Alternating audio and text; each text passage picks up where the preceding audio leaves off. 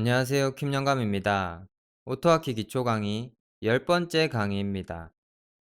이번 강의 목표는 반복문에 대해 이해하는 것과 상태 변수의 활용 방법에 대해서 배우는 겁니다.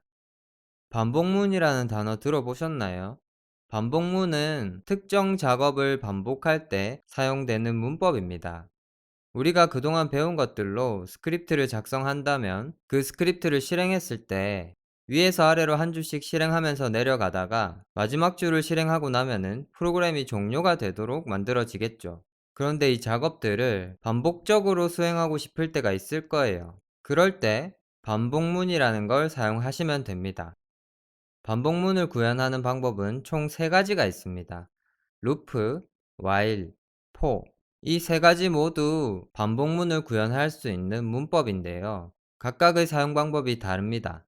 이번 강의에서는 루프와 while에 대해서만 알려드릴 거고요. 오토하키에서 for는 오브젝트와 함께 사용되는 거기 때문에 A2G 강의에서 따로 배우실 수 있습니다. 우선 루프를 사용해서 반복문을 만드는 방법에 대해서 알려드릴게요. 기본 형태는 루프라고 적으시고 콤마를 적으신 다음에 내가 반복할 횟수를 적으시고 블록을 만드시면 이 블록 내부에 있는 내용을 이 횟수만큼 반복적으로 수행하게 됩니다.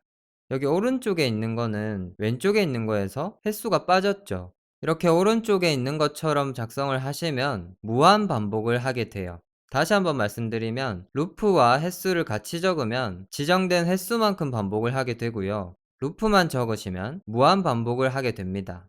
이건 필요에 따라서 선택해서 사용을 하시면 되고요. 우선 횟수를 지정해서 스크립트를 작성한다면 이렇게 작성할 수가 있을 거예요.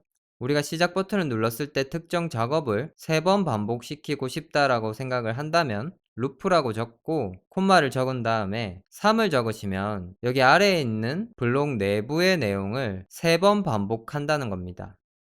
만약 무한 반복을 하고 싶다면 횟수를 빼면 되겠죠.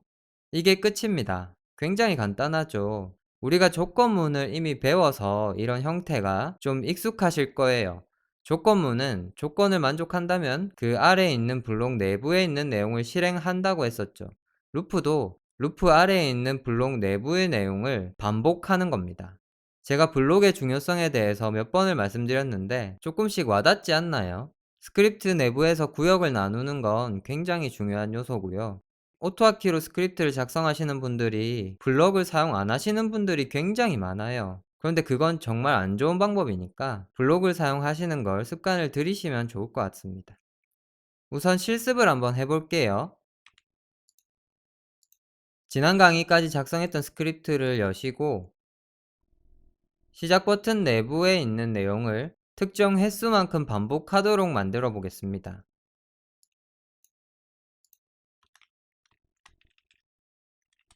3번만 반복하게 하고요. 블록을 이렇게 만드신 다음에 제가 늘 강조하는 줄을 맞추시면 됩니다.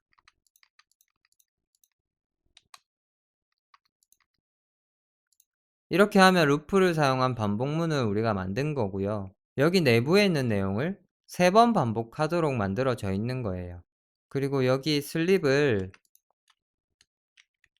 추가할게요.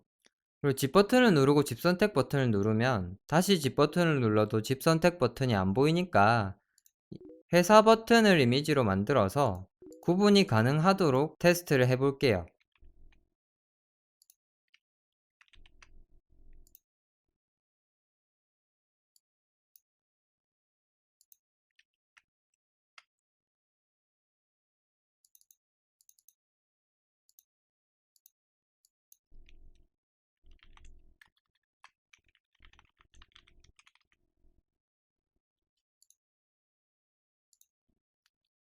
이걸 회사 버튼으로 바꾸고요.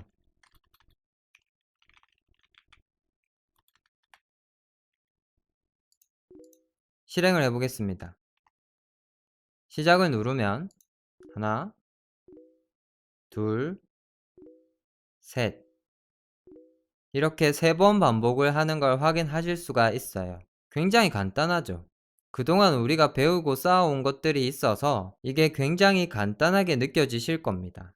지금 이 강의가 어렵게 느껴지시는 분들은 기초 강의 1강부터 다시 보시고 프로그램이 어떻게 만들어지는지, 스크립트가 어떻게 작성이 되는지, 그리고 스크립트 작성하는 데 중요한 요소들이 어떤 게 있는지를 꼼꼼하게 살펴보시고 배우시면 어렵지 않게 반복문도 배우실 수 있을 거예요.